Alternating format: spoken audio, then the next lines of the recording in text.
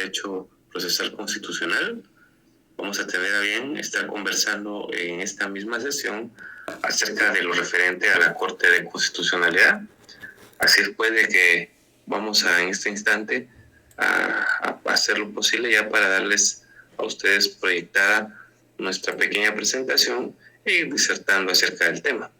Como siempre, hacerles el recordatorio que a partir de lo del día, ya tenemos un par de semanas con lo que es el Telegram.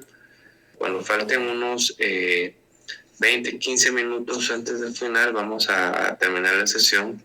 Vamos a dejar el espacio para que ustedes, vía el chat que ustedes ya conocen, puedan hacernos llegar los mensajitos en Telegram donde estén sus dudas, y nosotros con mucho gusto en tiempo real vamos a estar resolviéndola. Así es pues de que nuevamente bienvenidos a esta sesión. Vamos en este instante a proyectar nuestra presentación. Es importante que tengan a la mano, como ya es de saber siempre, un cuadernito, unas notitas para que puedan ahí, o sea, mejor dicho, un blog de notitas para que puedan anotar las dudas que les vayan surgiendo en medio de la sesión. Asimismo, pues, por supuesto, la Constitución Política de la República y la Ley de Amparo, Exhibición Personal y Constitucionalidad, que de hecho es la que vamos a estar usando a la par de la Constitución como tal. Entonces, ahorita estamos ya a unos segundos nada más que se proyecte. Ahí estamos. Vamos a cargar ahora nuestra presentación.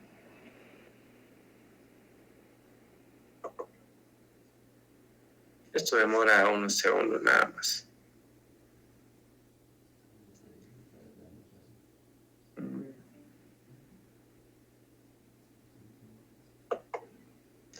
Pues bien,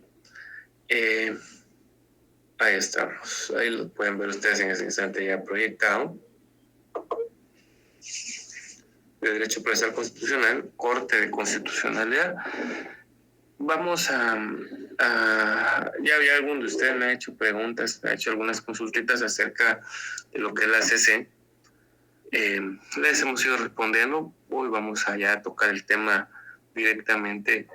Un tema realmente bastante más sencillo comprender qué es la CC, y pues definitivamente vamos a tener ahí la explicación más profunda de lo que es la CC como tal.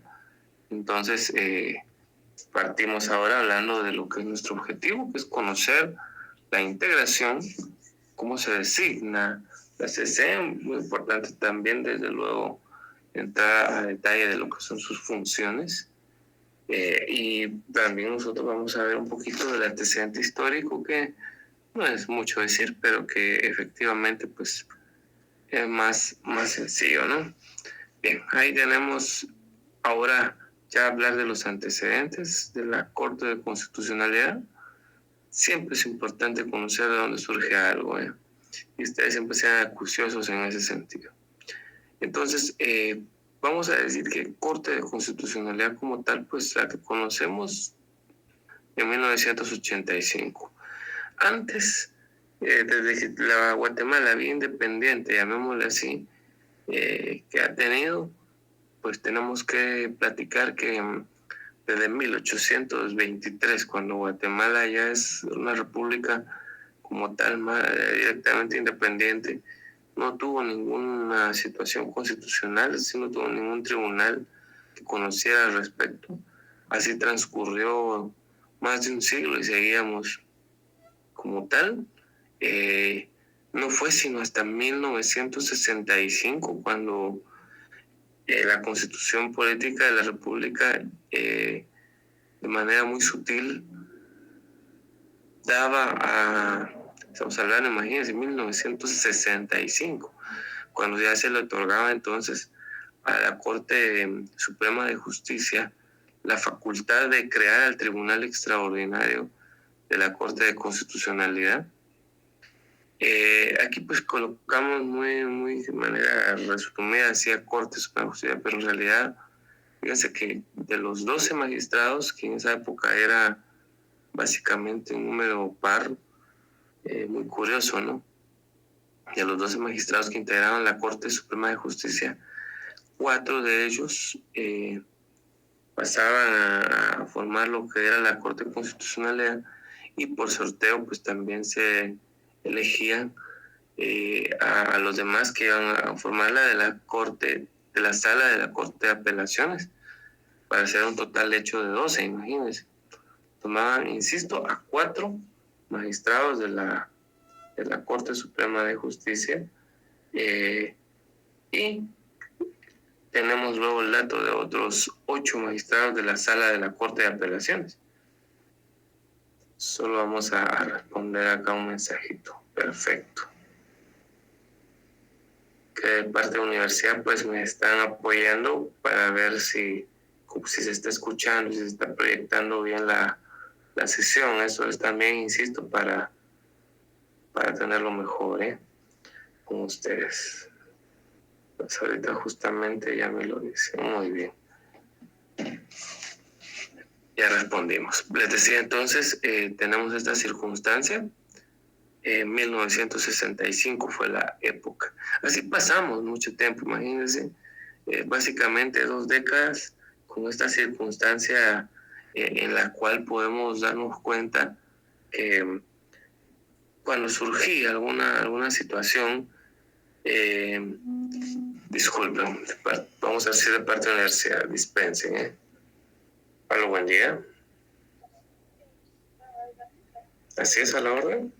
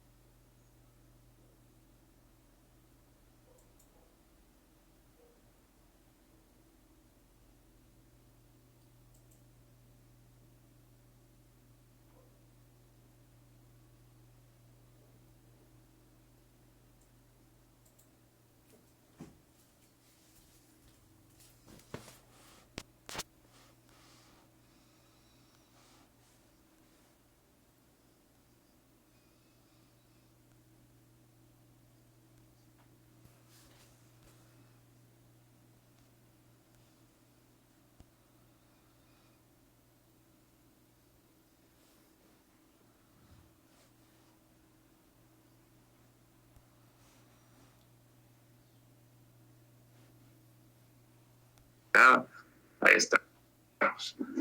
De manera extraordinaria a la Corte, una especie de Corte de Constitucionalidad.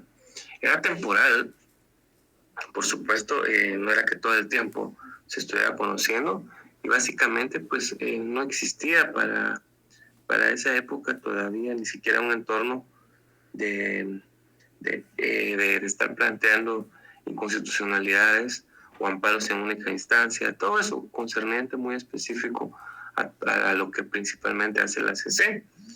Entonces funcionaba más, insisto, como para circunstancias extraordinarias, llamémosle así. Ahí estamos. Dispensen, solo estamos aquí con confirmación. Entonces,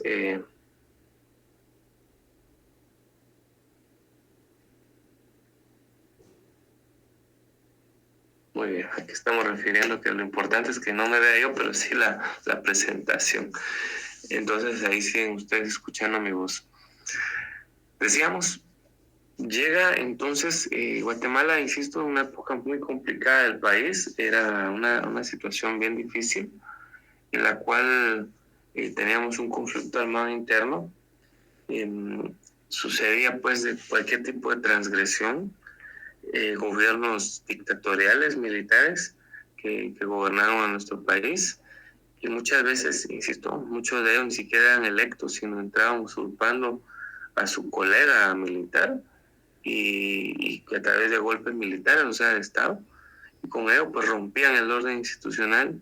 Guatemala se quedaba sin constitución y es una situación tremenda, ¿no?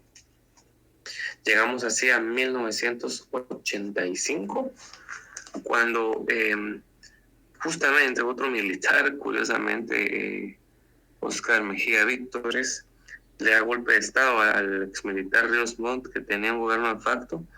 Él también lleva un gobierno de facto, pero convoca a una Asamblea Nacional Constituyente y logra justamente elecciones libres, devolviendo justamente el tema de la institucionalidad del Estado, y con él dando los reinicios, llamémosle así, de la democracia, que prácticamente se habían perdido desde la Revolución de Octubre de 1944. Entonces, en 1985 nace nuevamente la Constitución que nosotros ya conocemos, que se encuentra actualmente vigente, y por supuesto es ahí donde ya crea a la Corte de Constitucionalidad. Básicamente aquí lo hemos colocado, ¿no?, como un tribunal sui generis. Ya hay en otros lados del mundo. Alemania ya tenía una Corte de Constitucionalidad, más seguramente de ahí que Guatemala copia el modelo. Ya existe, ¿no? Y como tal, esa circunstancia de un tribunal que conoce competencia específica en materia constitucional, es decir, no a todos los amparos, porque dependiendo de la competencia, ahí es donde se interpone el amparo. Pero sí, digamos, todo lo relacionado a inconstitucionalidades, amparos a nivel de carácter muy constitucional, etcétera. Todo esto pues ya surgía en Alemania, los temas en Austria también, y pues Guatemala adopta este modelo. Lo cierto es que al decir sui generis, aquí en nuestro país justamente significa, eso de sui generis es único en su género, eso es lo que refiere esta voz latina, único en su género, eso significa. No hay otro tribunal constitucional semejante en nuestro país. Es más, aquí de manera regional, es decir, en Centroamérica, tampoco hay cortes de constitucionalidad. Guatemala tiene de manera muy especial a ese tribunal, que vaya, sí es importante. Algunos por ahí le han dado fama de que no muy bien, etcétera, pero sea como sea, es importante tener una CC que viene a fortalecer, vaya, sino también el proceso constitucional del país. Y que bueno, ahorita que vamos a hablar luego de la integración, déjenme referirles que una de las circunstancias por demás importantes es el hecho de que la CC, pues efectivamente, en 1992, cuando pues, era el gobierno de Jorge Serrano Elías, pues mucha gente no entiende. Dicen, es que él estaba haciendo un bien para suprimir al Congreso de la República, donde se encontraba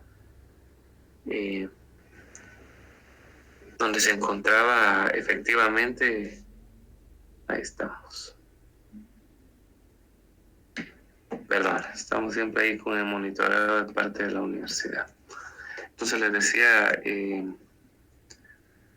se encuentra lo peor, el Congreso de la República y todo esto, pues él había hecho un esfuerzo por lograr sacar al Congreso.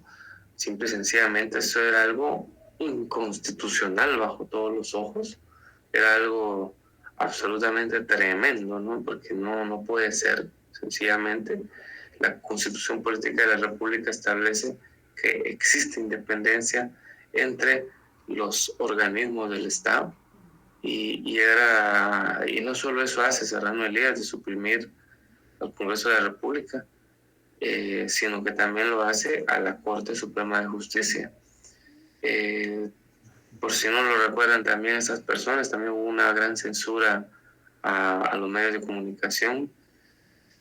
Bueno, básicamente a eso se le denominó autogolpe porque es la primera vez que de oficio la Corte de Constitucionalidad como tal justamente opera y establece que lo que ha realizado el presidente de la República como tal es inconstitucional absolutamente y que la fuerza estatal debe pasar al Congreso de la República por ser, por supuesto, el organismo que, entre comillas, así dice la ley, representa al pueblo, y entonces, pues, la famosa figura del llamado autogolpe, ¿no?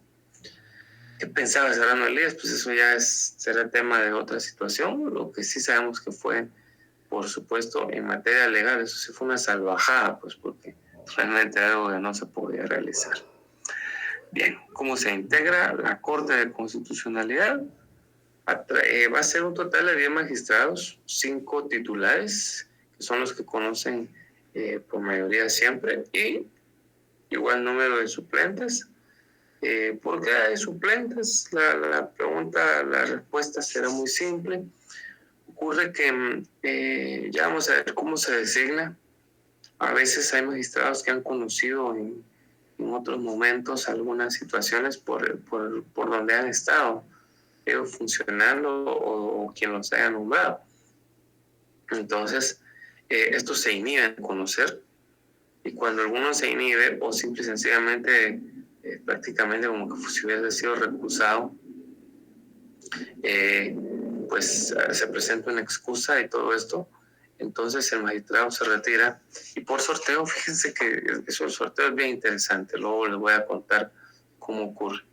Pues otro de los magistrados suplentes pasa a nombrarse, no nombrarse más bien, sino a integrar a la CC.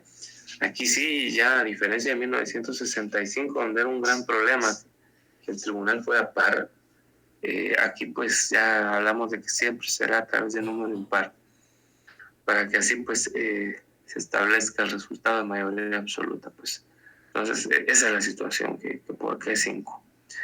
Los requisitos del artículo 270 de la Constitución Política de la República nos establece que guatemalteco de origen, aquí sí no hay, por supuesto, ninguna duda de por qué guatemalteco de origen.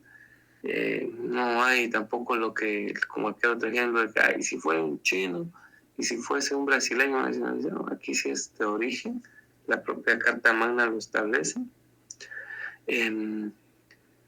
Imagínense, ahora me decía, y si fuera un centroamericano, pues ahí sí cambia la cosa. Y depende de qué es centroamericano, ¿no? Porque si es El Salvador, Honduras, Nicaragua y Costa Rica, pues podría ser magistrado de la CC. Ahora, si fuese de Belice, de Panamá, ¿no? Ya pueden chequear ustedes ahí sus artículos 143 de la Constitución. que nos refiere justamente a esa situación, ¿no? Entonces, guatemalteco de origen, ahí sí de ley nos lo está diciendo, abogados colegiados. Hemos explicado un poquito qué es eso. Lo reitero por si acaso, el abogado colegiado no solo es aquel que una vez después de haberse graduado va a inscribirse al colegio de abogados y notarios, sino que por supuesto se encuentra activo.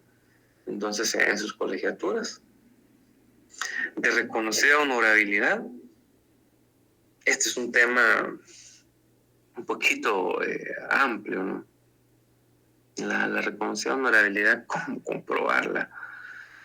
Muchos magistrados de los que están ahí entran bajo serios cuestionamientos, pero al final debemos de decir que lo que prevalece cuando hablamos de honorabilidad,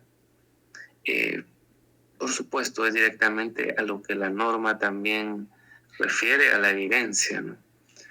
Es decir, puede ser un magistrado cuestionable en su actuar cuando prácticamente ha sido, oigan bien esto, ha sido censurado por la Procuraduría de los Derechos Humanos en algún tiempo. Eso genera una tacha enorme. Lo que hace el Procurador de los Derechos Humanos cuando hace una recomendación privada o pública, eso cuestiona la reconocida honorabilidad. Y puede ser, por supuesto, motivo insisto, de tacha para que no pueda entrar a ser magistrado. Otra de las situaciones puede ser, por supuesto, ha sido condenado por algún delito. Otra de las situaciones es tener, por supuesto, algún incidente haber salido sancionado por el por el Tribunal de Honor, el Colegio de Abogados y Notarios. Eso es algo que desde luego siempre va a cuestionar la honorabilidad. Entonces, si un magistrado está libre de todo esto, puede decir, entre comillas, pues que tiene esa honorabilidad, ¿no? De que en su vida profesional, en su desempeño laboral, él no ha sido cuestionado. Y luego, pues, tener un mínimo de 15 años de haberse graduado como abogado. Entonces, esos son los requisitos esenciales. Hay algo más que también los invito. Ahí tomemos nuestra Ley de Amparo, Exhibición Personal y Constitucionalidad. Y vamos a irnos ahí a los artículos 151, pero sobre todo al 155, porque aquí nos dice algo más. Si ya están ahí, se van a dar cuenta que el artículo 151 pues prácticamente dice lo mismo que el artículo 270 de la Constitución. Pero vean lo que dice el 152. Pueden llevar la lectura, dice requisitos especiales. O sea que hay algo más. Los magistrados de la Corte de Constitucionalidad, además de los requisitos contemplados en el artículo anterior y que les son comunes a todos, deberán ser escogidos preferentemente entre personas con experiencia en la función y administración pública, magistraturas, ejercicio profesional y docencia universitaria, según sea el órgano del Estado que lo designe. ¿Qué le parece? Este es algo pues muy especial. Nos habla, no es algo que combine, porque usted se da cuenta también dice preferentemente. Es algo que llama la atención. Bueno, recordémonos que la Ley de Amparo, Exhibición Personal y de Constitucionalidad también es una ley constitucional. Entonces tiene la misma jerarquía de la Constitución.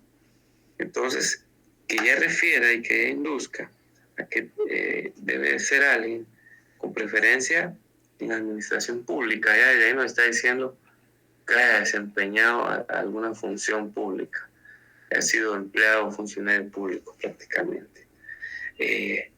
Igual, imagínense una magistratura, es decir, mejor si ha sido magistrado de la Sala de Apelaciones, mejor si ha sido magistrado de la Corte de Constitucionalidad, de la Corte Suprema de Justicia, perdón, etcétera.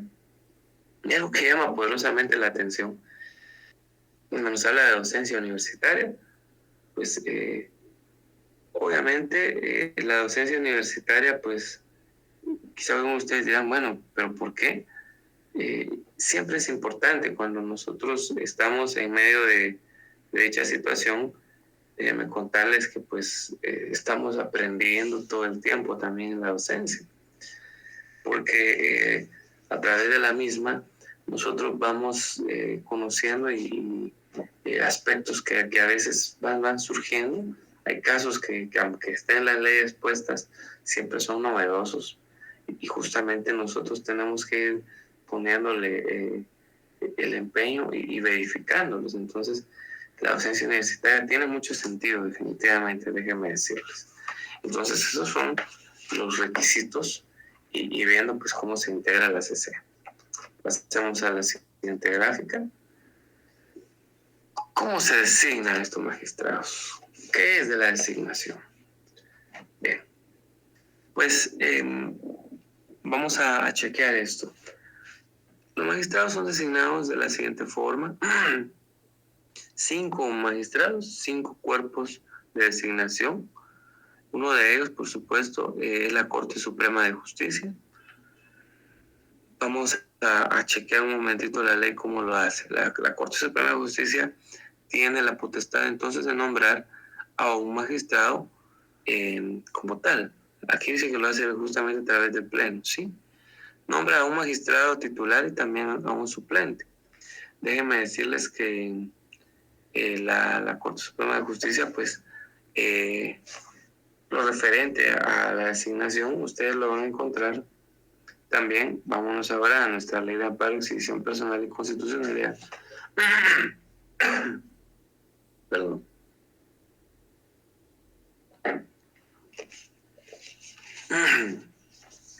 Ahí en el artículo 154, aquí vamos a encontrar un detallito más grande. No, ahí dice ley del Congreso de la República. Vámonos al... Ahorita le digo cuál es el artículo que nos habla específicamente de... No, este es el del Congreso, perdón. Vamos a dejar ahí pendiente. Ahí vamos a ver cómo lo nombra el Congreso. Les decía, la Corte Suprema entonces se reúne sus 13 magistrados y no es que uno de los 13 vaya a decir, bueno, yo dejo mi puesto vacante y ahora paso a la CC. No, no es de esa forma. Ellos pues justamente como tal realizan una especie de convocatoria de la Corte Suprema de Justicia.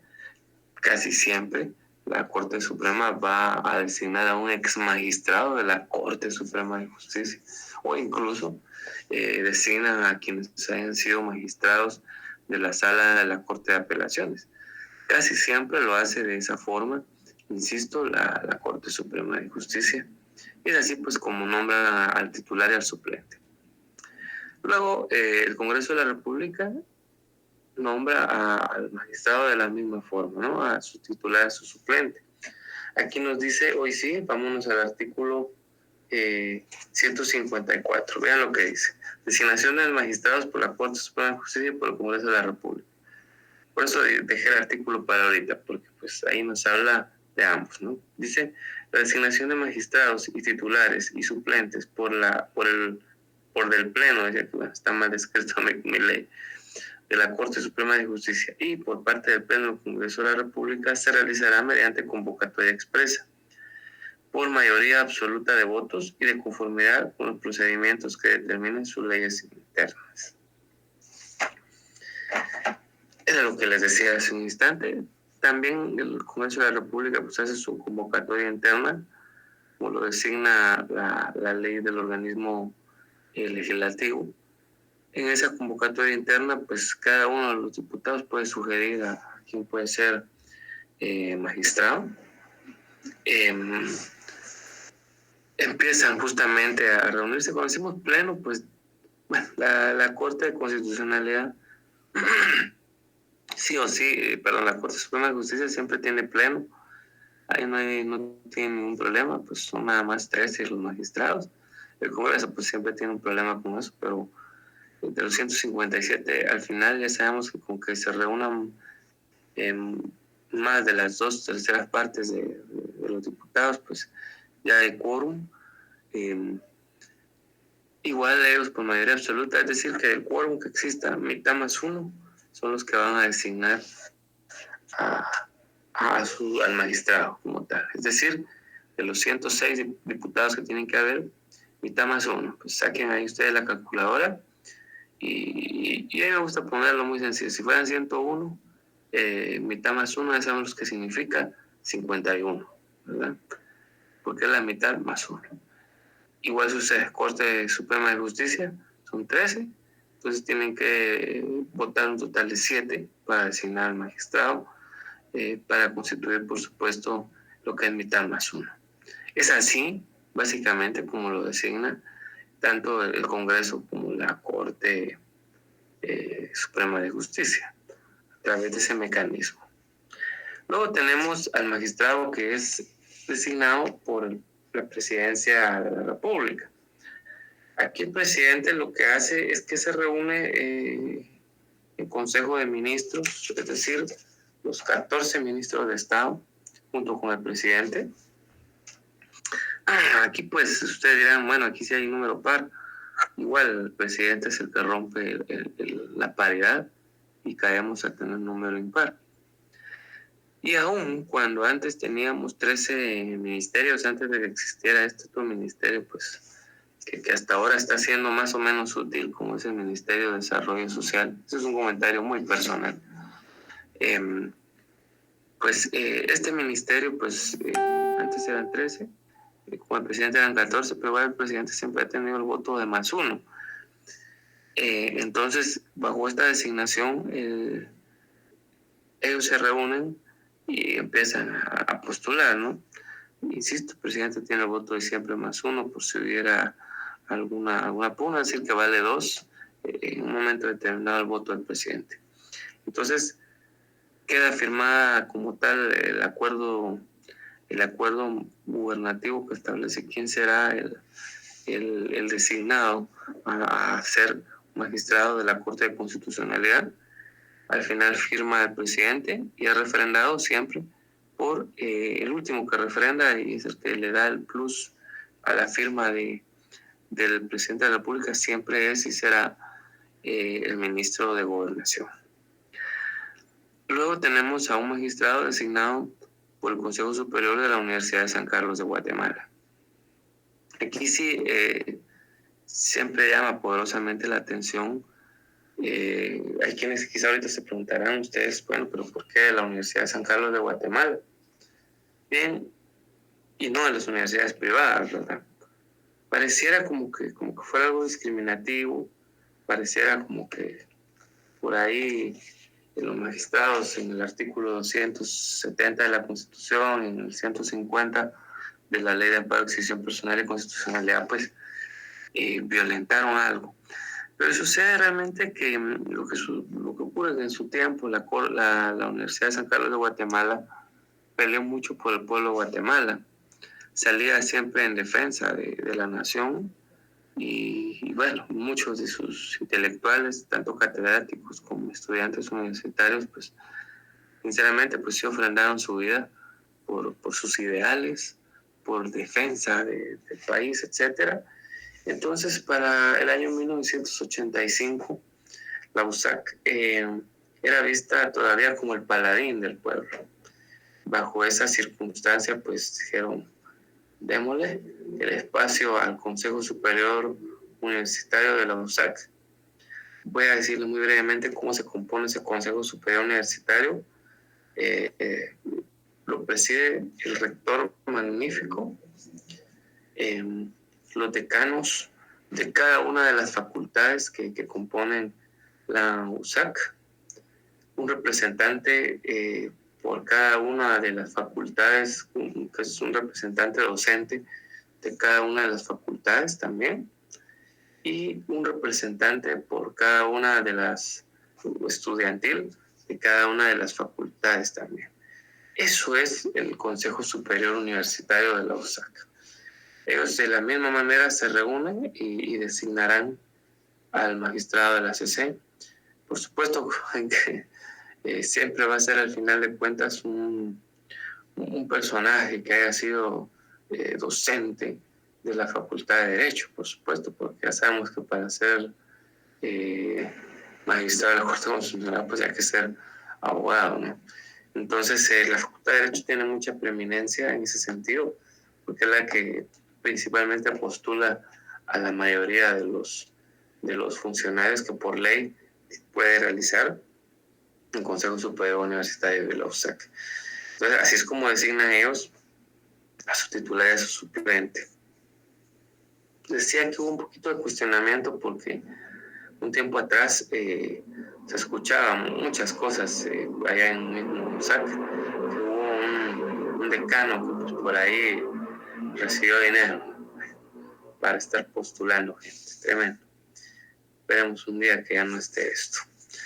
Y luego está el magistrado nombrado por parte de la Junta Directiva o Asamblea del Colegio de Abogados y Notarios de Guatemala. Esto llama poderosamente la atención. Usted se da cuenta, asamblea del Colegio de Abogados y Notarios. Hay asamblea cuando se convoca a lo que viene a ser prácticamente todos los abogados y notarios, porque estamos obviamente colegiados. Somos convocados, se nos manda un telegrama, una notificación que habrá asamblea y pues podemos asistir, no aceptan tampoco que mandemos representantes, podemos asistir con los que haya. Al final de cuentas la junta directiva es la que toma la designación de establecer. Dispensen, tengo una llamada, creo que puede ser relativa a este curso. Buen día.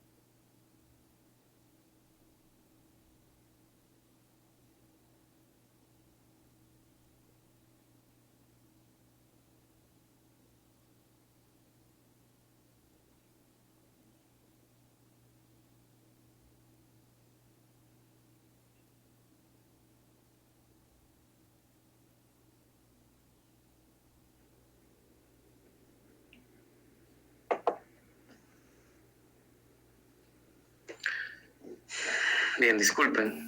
Esta llamadita aquí preguntando por otro catedrático que al parecer, pues, se equivocaron con mi número, pero igual me estaban diciendo que me estaban monitoreando que sí está señal, pero ya teníamos otra encargada, ¿eh?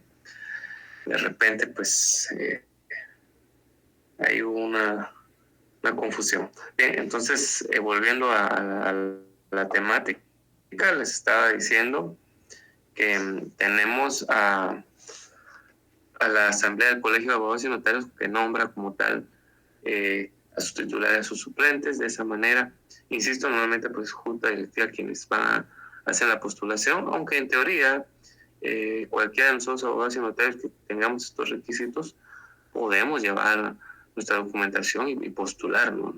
En teoría, así puede ser. Entonces, como pueden ver, a partir de ahí, de tener a estos cuerpos electorales, pues se realiza justamente cada uno la designación de su magistrado, su suplente. Solo disculpen, voy a mandar un mensajito acá, porque me están refiriendo.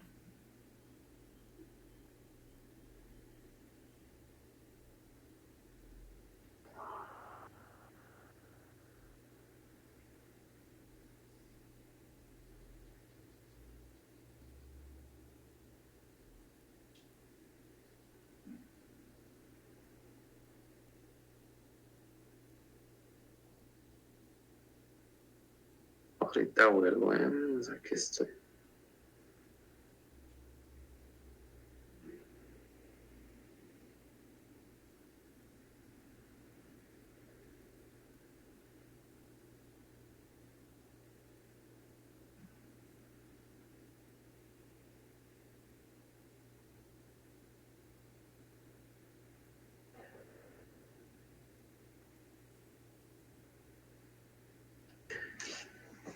Bien, ahí estamos. Va a disculpar, pero bueno, insisto, por llevar acá la mejor situación. Ellos están viendo que hay buena proyección, que no nos quedemos sin audio, que todo eso. Entonces también de parte de la Universidad Rural pues está buscando este apoyo. Entonces ahí estamos. Avancemos. Ahora veamos las funciones de la Corte de Constitucionalidad. Y pues vamos a referir qué hace cada uno. Por supuesto, aquí, pues sí que al final de cuentas, cuando la CC realiza actuaciones, pues vamos a ir viendo nosotros de manera muy resumida, porque realmente, pues, para no extendernos en sobremanera, pero vamos a hablar lo conciso, lo importante. Entonces, tenemos acá, entre las funciones, primero, conocer las inconstitucionalidades en caso general. Ya sabemos que la inconstitucionalidad, caso concreto, la puede conocer cualquier órgano jurisdiccional, y eso nos lo refieren los artículos 114 de la Ley de Amparo, Accesión Personal y Constitucionalidad. Entonces, la CC es la encargada de ver las inconstitucionalidades a casos generales, que si usted no le falla la memoria, pues eran aquellas que van justamente relacionadas con leyes, reglamentos, disposiciones de carácter general. Eso es, ¿no? Básicamente, esta situación de la inconstitucionalidad de caso general. Luego, tenemos conocer, dice acá, como tribunal de amparo.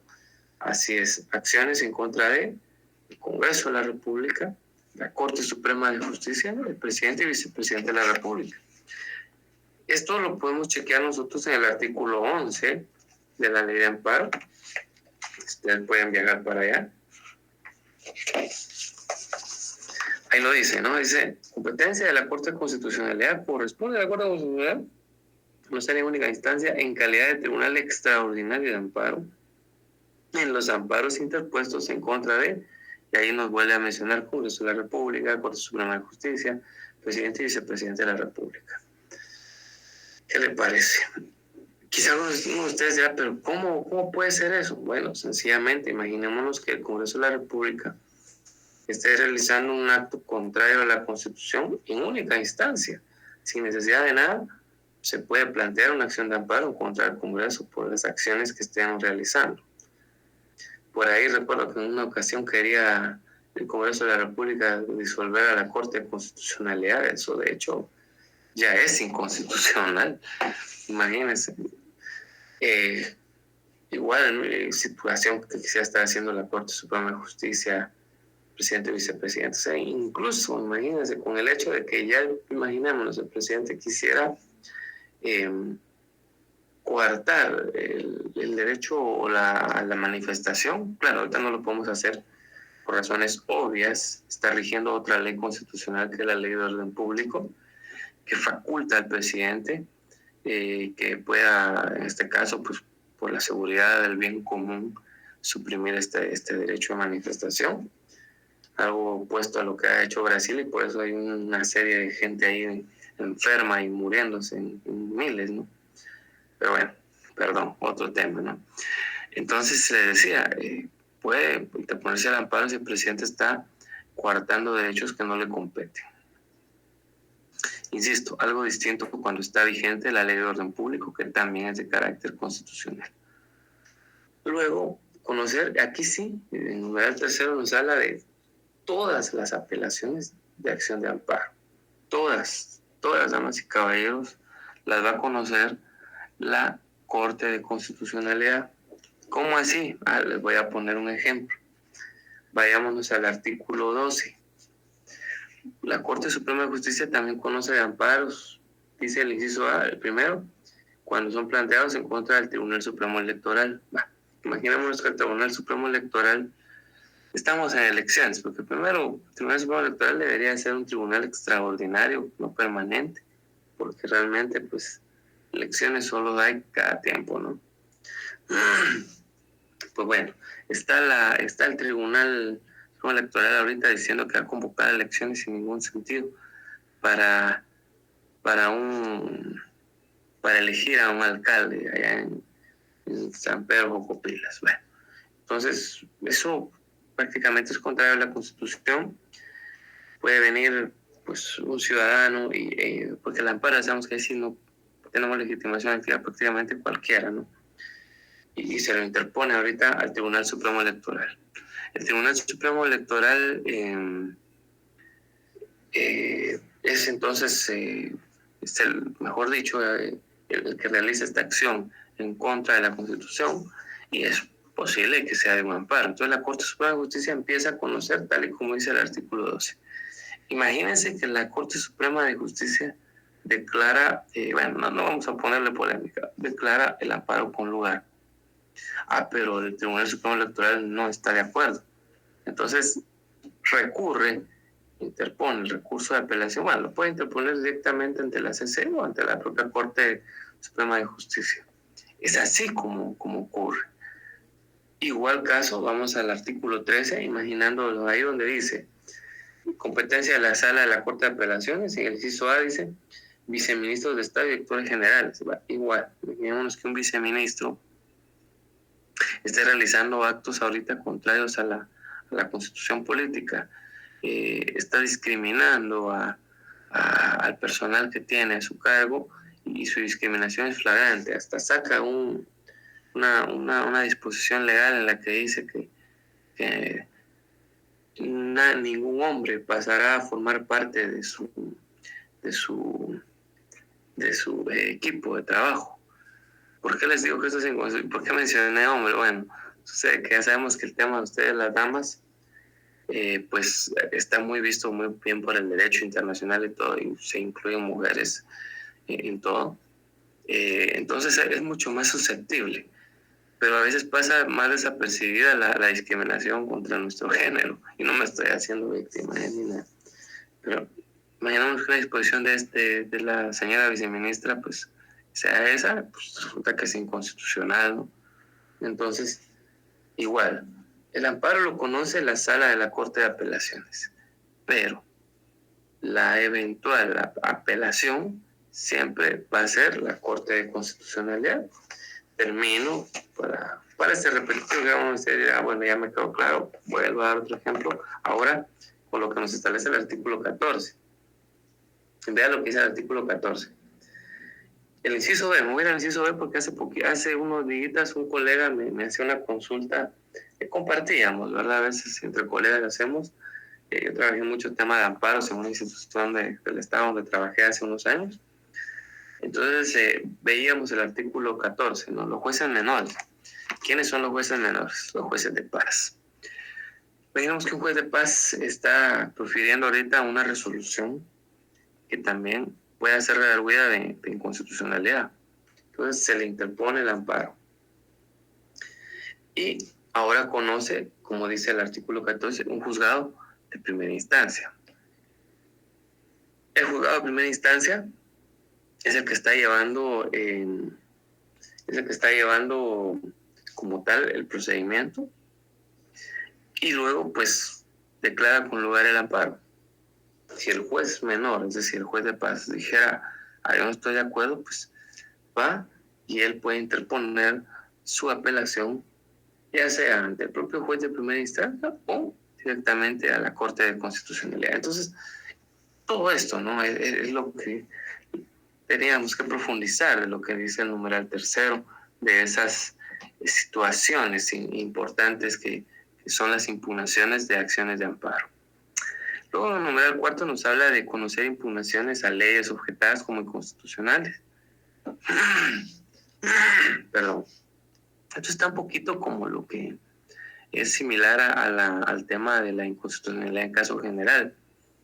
Lo que sucede es de que en un momento determinado se plantea, llamémosle así, un pronunciamiento, porque ni siquiera es impugnación, sino un pronunciamiento en el cual pues se hace ver que una norma es inconstitucional, y lo plantean justamente solo como una situación así.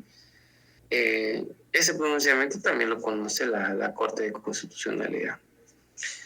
Luego en el inciso 5, o numeral 5, nos dice emitir opinión sobre tratados, convenios y proyectos de ley a solicitud. Es decir, no lo hace de oficio, debemos de decir esto, no lo hace de oficio. Pero imaginémonos que en Guatemala va a entrar a un convenio.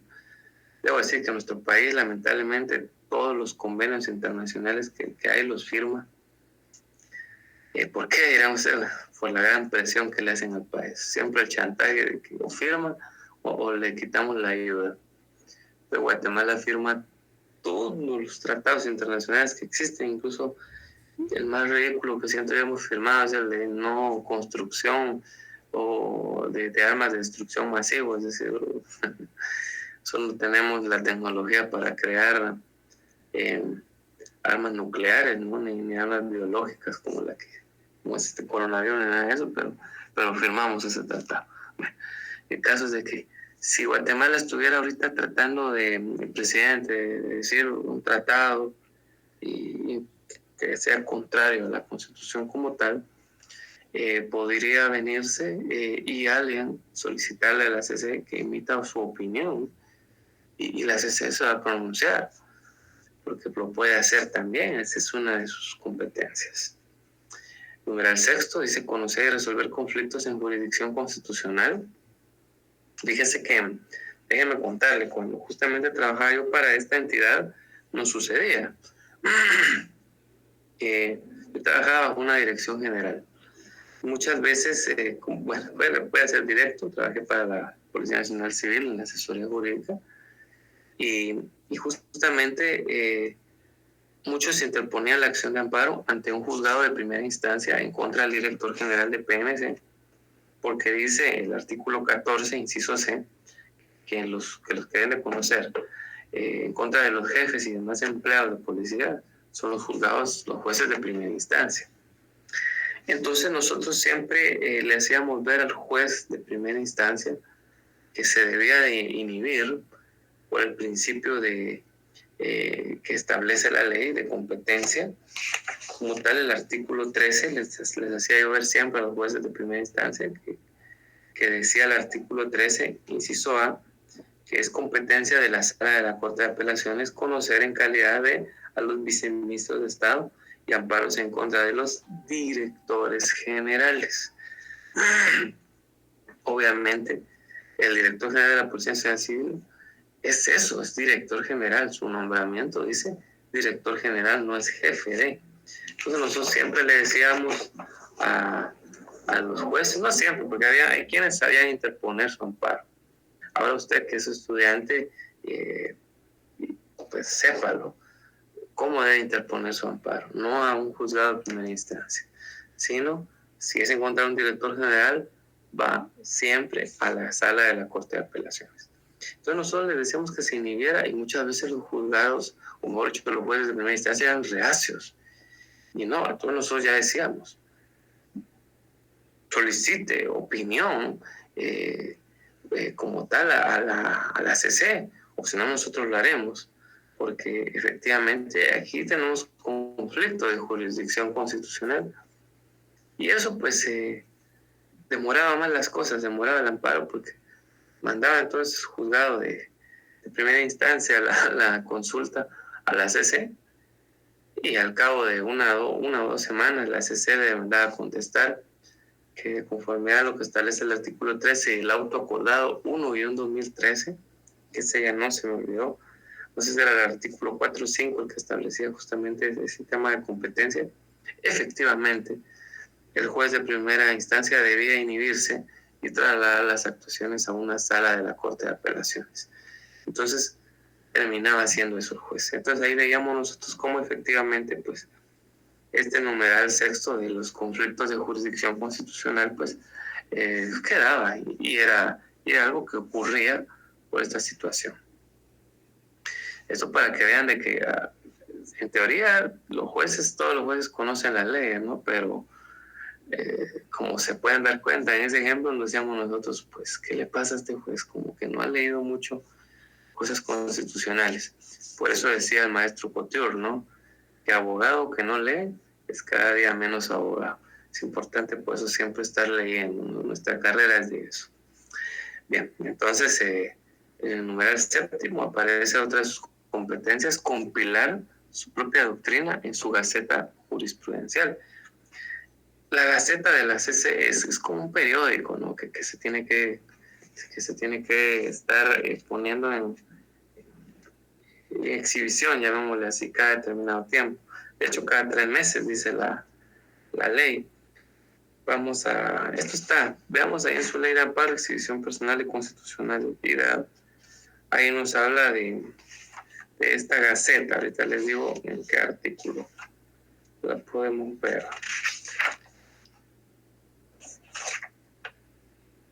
Estamos ahí en el artículo 189, en la Ley de Amparo, Exhibición Personal y Constitucionalidad.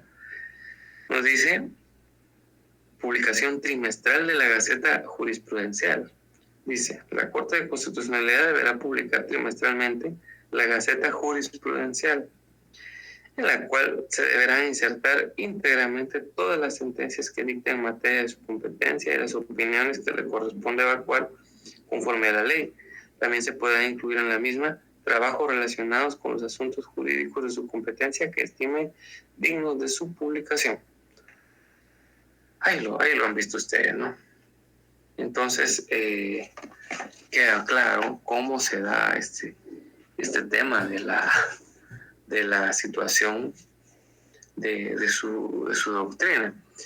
La Gaceta es la que hace esto, ¿no? Entonces, ¿qué viene a ser jurisprudencia? Los distintos fallos que la CC va emitiendo sobre un mismo sentido. Aunque claro, la CC, pues en un momento determinado, pues hemos visto que en cada periodo donde hay elecciones hay a veces situaciones en las que hay puras contradicciones entre lo que dijo la Corte de Constitucionalidad de hace 10 años con la que está actualmente. Pero aún así, pues es una jurisprudencia que no es así tan vinculante como la de la Corte Suprema de Justicia por un motivo. La Corte Suprema de Justicia es perteneciente al organismo judicial y como tal pues se debe a un control jurídico eminentemente marcado por el organismo judicial como tal. En cambio la CC, al ser independiente, ya lo vamos a leer en la ley, pues tiene esa facilidad de que hasta puede contradecirse. No es que lo haga tampoco todo el tiempo, pero sí han habido casos. Luego dice el numeral octavo, emitir opinión sobre inconstitucionalidad de leyes vetadas por el Ejecutivo. Hace poquito el presidente vetó un decreto, fue muy polémico esto, porque si este decreto que el Congreso supuestamente pretendía que en relación a no pagar o a beneficiar a alguien ahí con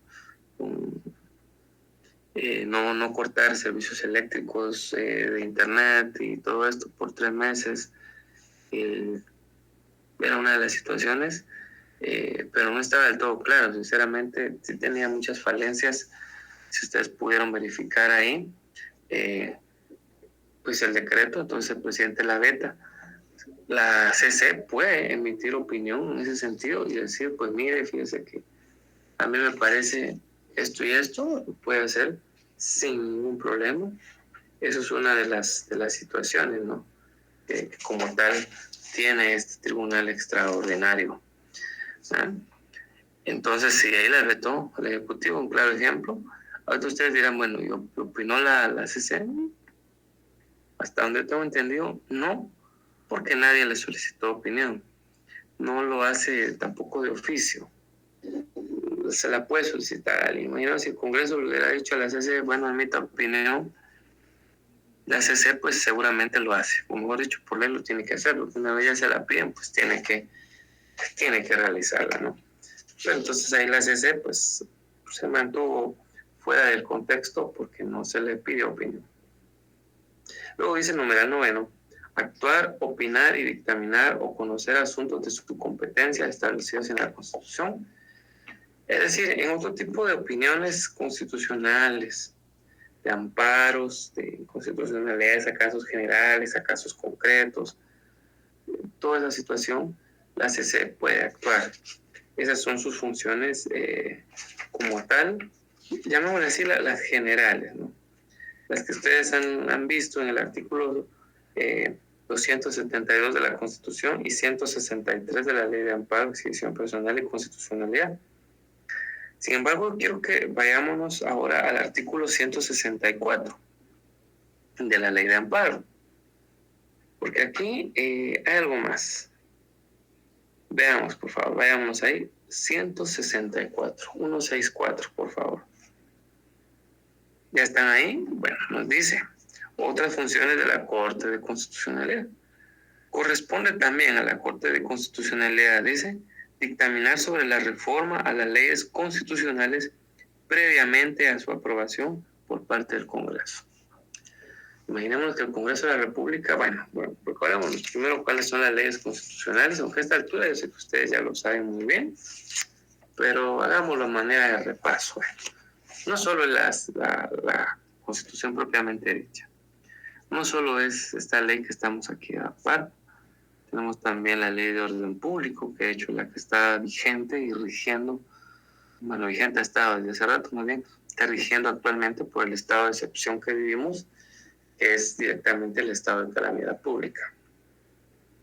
Está la ley electoral y de partidos políticos, y está también la ley de libre emisión del pensamiento. Si el Congreso quiere hacerle una reforma a una de estas leyes, la CC tiene que dictaminar, es decir, emite un dictamen de la procedencia o no de dicha reforma. ¿Qué le parece? Está ahí en la ley. Vemos que es una función muy específica. Entonces, ahí sí emite su dictamen la CC. Luego dice el inciso B, emitir opinión sobre la constitucionalidad de proyectos de ley. Aquí sí, a solicitud del Congreso de la República. Si el Congreso le dice, mire, fíjese que tengo un proyecto de ley, por favor, emita opinión, no está obligado a hacerlo el Congreso. Aquí sí vemos que esta función es facultativa y no atributiva, como las anteriores que sí lo son. Aquí sí es facultativa, nada más si el Congreso así lo quiere, lo hace, pero y tampoco el Congreso está obligado a hacerlo, ¿no? Por algo también pues es el organismo legislativo, tiene potestad legislativa de hecho, incluso por encima del presidente y demás, para poder echar a andar sus proyectos de ley. Y por último dice conocer de las cuestiones de competencia entre organismos y entidades, autónomas del Estado. Imagínense, por ahí si estuviera usurpando, imagínense, mucha gente anduvieron los memes ahí diciendo que el presidente, y hasta yo les puse un ejemplo, iba a bajarle sueldo a los diputados, les decía que eso lamentablemente no se puede hacer. Por ahí, si se hubiese sometido a una situación de que lo quería hacer el presidente, vemos nosotros que la CC hubiera conocido al respecto incluso, porque el organismo ejecutivo no puede meterse a ver cuestiones del organismo legislativo. Tiene la potestad de vetar, porque eso es una de las situaciones que sí lo puede hacer el presidente, pero más allá no puede. Yo recuerdo en 1987 cuando, bueno, yo era un niño, pero recuerdo que en la noticia salió que cuando dijo el presidente Vinicio Cerezo Arévalo que cuando el Congreso de la República le hizo la consulta a él para subirse al sueldo, él dijo que sí se los permitió, ni vetó el decreto porque no le parecía mal. Vinicio Cerezo Arévalo, por eso fue lo que fue, un muy mal presidente a mi juicio, porque el Congreso tuvo la dignidad de consultarle y él no vetó.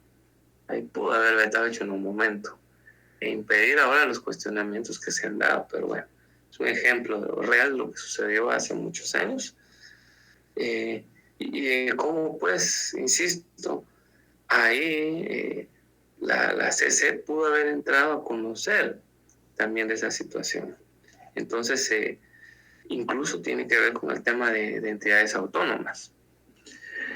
Bien, la autonomía, hay quienes se la han dicho y se la han impuesto a entidades que no la tienen. Recordémonos que son autónomos, aunque bueno, esto lo dice la ley, si entramos muy a profundizar realmente características, nuestro país no tendría entidades autónomas, ¿sí? Pero bueno, la ley dice que sí, entonces son 5. La Universidad de San Carlos de Guatemala es una de ellas. El Instituto Guatemalteco de Seguridad Social, o sea, el ICS, es otro. La Confederación Deportiva Autónoma de Guatemala, de hecho, pues eso se llama así, la CDAG. El Registro Nacional de las Personas, el RENAP, que de hecho llama la atención, ¿no? Que es una de las entidades no constitucionales, pero que sí es autónoma. Y ahorita pues se me está escapando una quinta. Pero no como muchos creen, que la SAT, que el Ministerio Público, no son entidades descentralizadas. Ahorita se me está escapando una, pero no vamos a recordar en este ínterin. Pues imaginémonos si el presidente quisiera venir y tratar de componer arreglos ahí o lo que sea, usurpando a una entidad autónoma solo así. Igual la CC puede conocer de ese tipo de cuestiones para ver si tiene competencia. Como les dije, llama la atención eso. La USAC tiene la potestad de nombrar a sus autoridades. El Consejo Superior Universitario es electo por la USAC. Votan docentes, votan autoridades, votan estudiantes que tengan aprobado más de 10 cursos. Contrario censo, pues vemos nosotros que en el ICS se designa a su junta directiva. De hecho, el presidente nombra al presidente del ICS.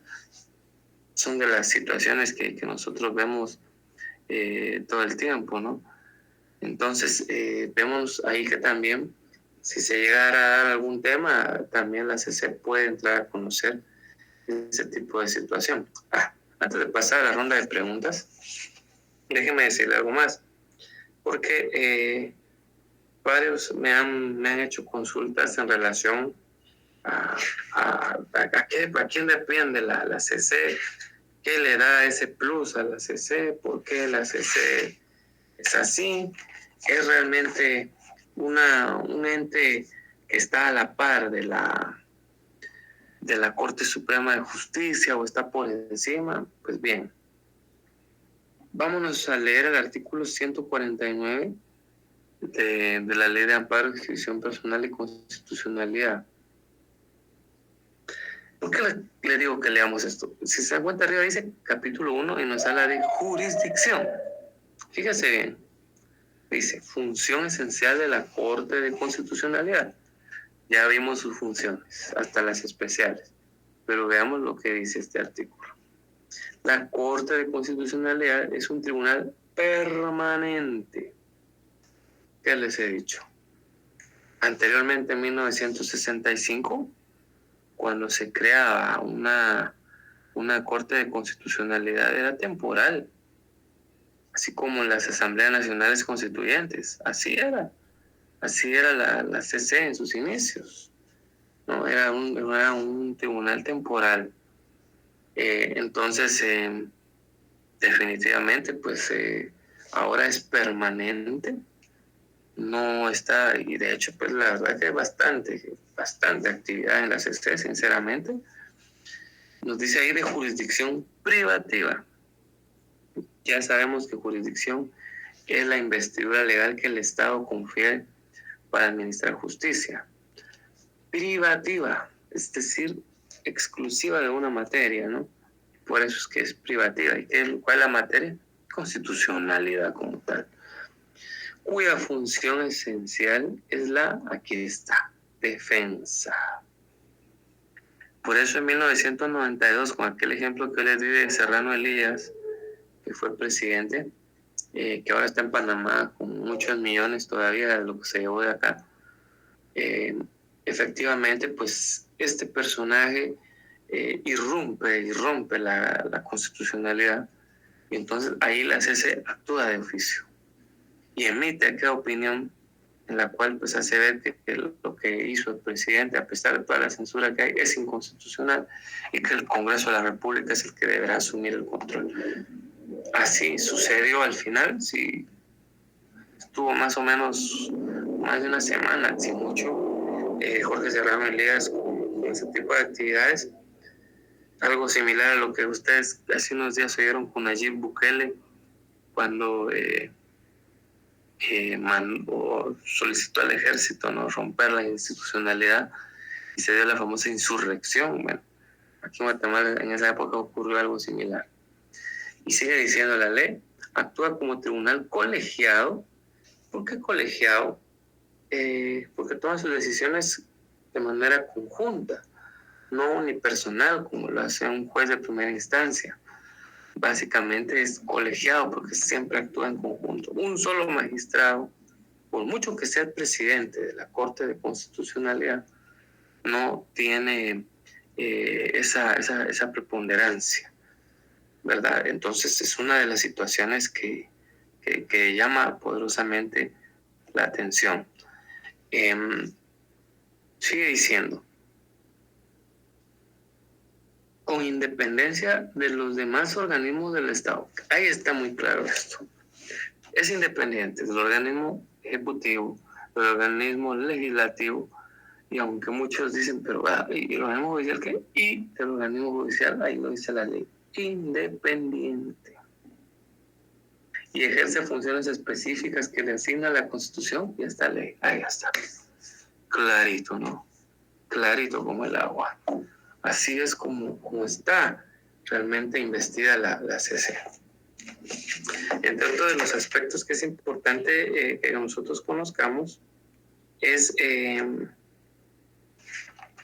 cómo funciona la presidencia de la Corte de Constitucionalidad, porque tiene a un magistrado presidente. Echemos un vistazo ahí al artículo 158, ya vamos a ir terminando esta sesión. Y dice el artículo 158, presidencia de la Corte de Constitucionalidad, siempre la ley de amparo, exhibición personal y constitucionalidad. La presidencia de la Corte de Constitucionalidad será desempeñada por los mismos magistrados titulares que la integran en forma rotativa, en periodo de 1 año, comenzando por el mayor de edad y siguiendo en orden descendente de edades. Y es simpático, ¿no? Recordemos que la CC, porque son 5 magistrados titulares, son 5 años los que está siempre rigiendo. No son 4 como lo hace el presidente de la República o los diputados. Aquí hablamos de 5 años. Entonces, por eso empieza el más ahí sí que el más viejito, diríamos en Guatemala, ¿no? El mayor de ellos en edad es el primer presidente. Alguien hacía un chiste, así porque sé que se puede morir antes. No es eso. Con todo respeto, lo decimos ahí. Es más que toda manera de broma. Entonces el mayor empieza y así hasta que el más jovencito o la más jovencita. Así va a ser la presidencia.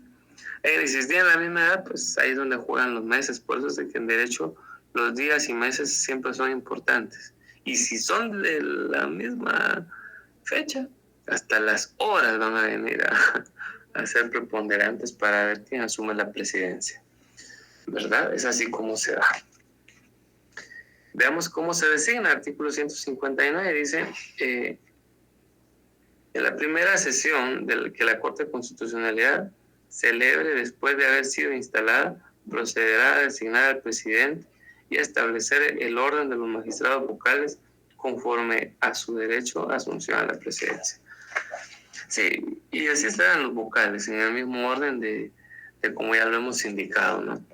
Un vocal pasa a este lado por edad y así, vocal primero, segundo, tercero y cuarto. Ahí están designados sus 4 vocales. Es así pues como se da el tema de la Corte de Constitucionalidad y su presidencia, que también existe. Bien, vamos a ver algunas preguntitas que tenemos para ustedes. Uy, antes de muchas gracias, perdón. Aquí está. Las preguntas dicen: número 1, ¿a partir de qué año se integró la Corte de Constitucionalidad como hoy la conocemos? Pues ahí ustedes rebusquen su respuesta, por favor. Luego viene la segunda pregunta. Estas preguntas, sabemos que tenemos este chat abierto, no me las tienen que mandar a mí en ninguna parte, están ahí nada más. Ustedes estudianlas, búsquenlas, estudianlas nada más. ¿Cuántos magistrados suplentes integran la CC? Y es la segunda pregunta, la número 2. Y la número 3 nos dice, ¿cuál de los siguientes requisitos? O sea, aquí no sería de los siguientes, aquí porque teníamos un listadito, pero ahora les pregunto a ustedes, ¿cuáles de los requisitos se necesitan para ser magistrado de la Corte de Constitucionalidad? Son fáciles de memorizar, realmente se replican, son muy similares a los que son para ser magistrado de la Corte Suprema de Justicia, solo que el magistrado de la Corte Suprema de Justicia, se recordará, son 10 años de ejercicio, aquí hablamos de que son 15. Entonces no es tan complicado. ¿Bien? Hoy sí les decimos muchas gracias en cuanto a esta presentación y vamos a dejar el momento entonces para la ronda de preguntas. Voy a dejar la presentación por un lado y voy a proyectarme yo acá completo para que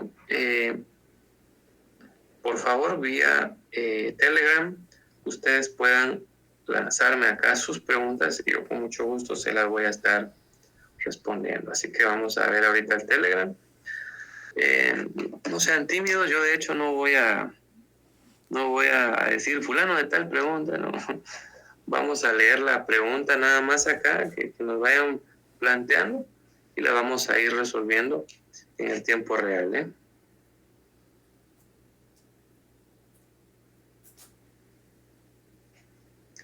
Así es, de momento pues volvemos a hacer la síntesis breve de lo que hemos visto el día de hoy. Hablamos de la CC, principalmente vimos cómo se integra, estuvimos viendo sus funciones, que es un tribunal único en nuestro país, independiente. Estuvimos platicando también que pues se remonta hacia 1985 la integración de la misma en la actualidad. Asimismo, pues que pudimos chequear que sus requisitos para ser magistrado. Estuvimos también platicando de toda su designación, de los casos en los que ella conoce. Principalmente me da mucho la atención el tema de ver amparos en única instancia, recuerden, contra el presidente, Corte Suprema de Justicia y el Congreso, presidente y vicepresidente, de hecho. También estuvimos viendo que conoce todas las apelaciones en materia de amparo, emite opiniones consultivas, todo tipo de opiniones que también se le realicen en materia constitucional. Pues ya vimos que todo esto lo hace la CC.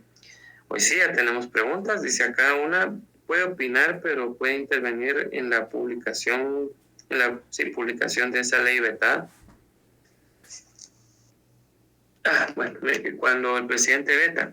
Bien, las opiniones al final de cuentas no van a venir a ser totalmente, llamémosle así, sea, se pueden tomar en cuenta, más no lo que diga la CC, eso es, me explico. No se puede tomar como un parámetro total, pero sirve para tener una referencia. En este caso, el Congreso de la República, imagínense si ya les vetaron una ley, pues decir, la CC dice que el presidente la ha vetado coherentemente porque esto y esto, entonces sirve como una referencia, efectivamente. Pero, insisto, recordemos que constitucionalmente el Congreso de la República tiene potestad legislativa. Y si con las 2/3 partes del Congreso, tal y como lo dice el artículo el 179 de la Constitución, los diputados la quieren echar a andar, igual la pueden echar a andar. Perdón, de ahí pues, si es inconstitucional, pues ya sabemos que se tiene que plantear la inconstitucionalidad general, ¿verdad? Bien.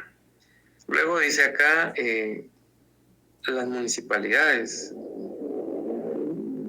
no sé, me están diciendo, gracias. Los otros que también son autónomos, ya se me está olvidando alguno, ¿no? Es el municipio, o sea, las municipalidades también gozan de autonomía. Así es, las municipalidades también son autónomas. Hemos dicho Confederación Deportiva Autónoma de Guatemala, habíamos dicho el IX, habíamos dicho RENAP, ahorita no recuerdo cuál otra, y habíamos mencionado hace un instante que se estaba obviando una, y era las municipalidades. Efectivamente así es. Luego dice acá, los convenios y tratados firmados por Guatemala se pueden revocar. ¿Quién lo hace y cómo se puede hacer? Bueno, explico, no tiene nada que ver la Corte de Constitucionalidad en esto, porque si nosotros vemos en la Constitución Política de la República, las atribuciones del Congreso, el presidente es el primero que lo puede celebrar, pero lo puede venir a entrar en vigencia, por así decirlo, se requiere que lo conozca el Congreso de la República.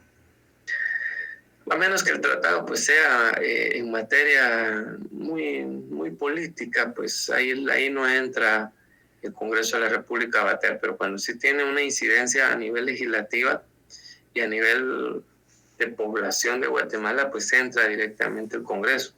Entonces es el Congreso, repito, el que efectivamente va a este tema de los tratados.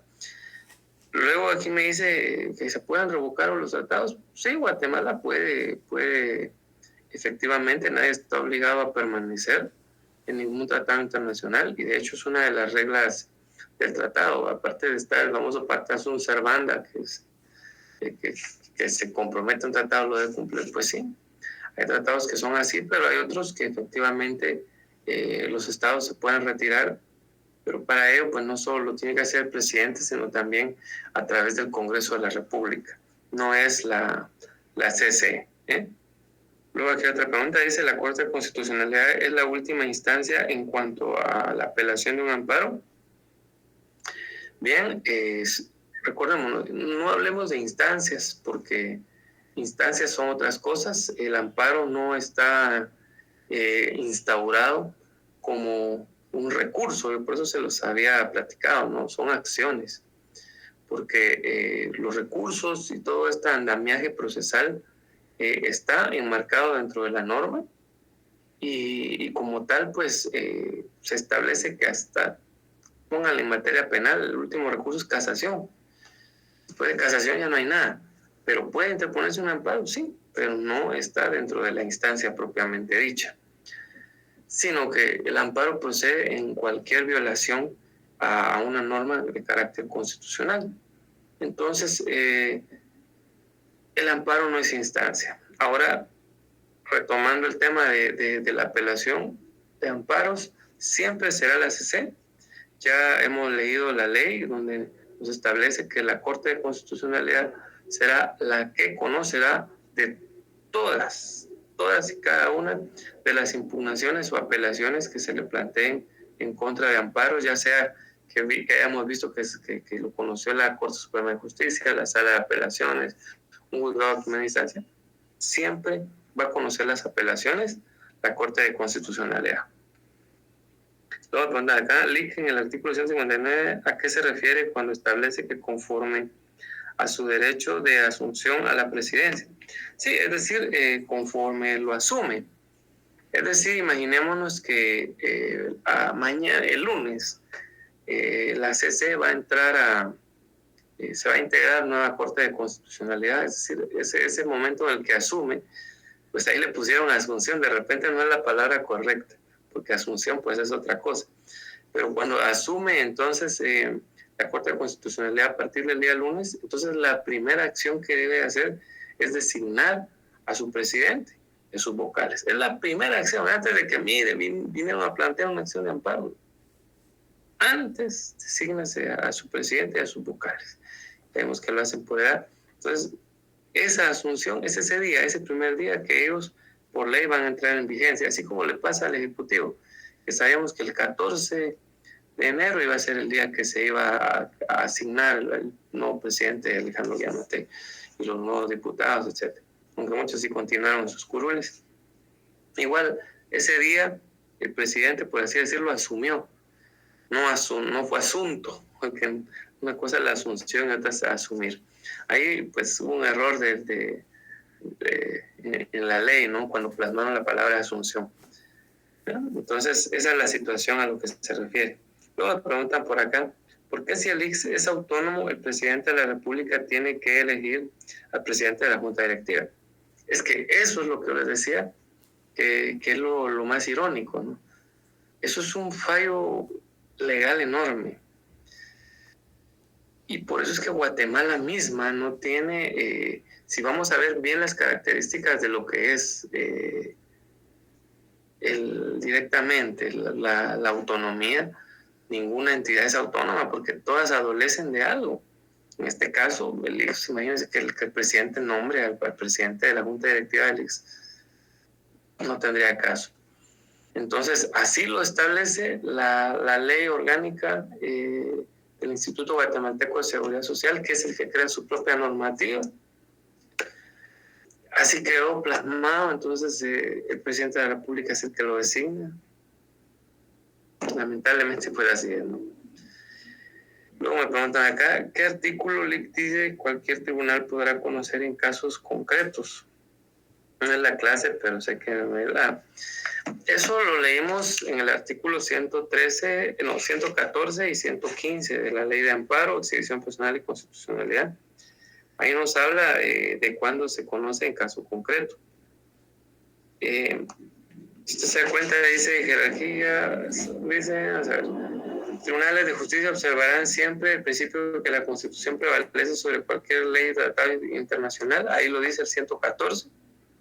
Entonces, es por eso que cuando se puede plantear a manera de, recuerden, solo es inconstitucionalidad en caso concreto, pueden conocer otros órganos de justicia. Vamos a poner acá, y la comisión de postulación, ¿qué papel juega? No me dijeron qué comisión.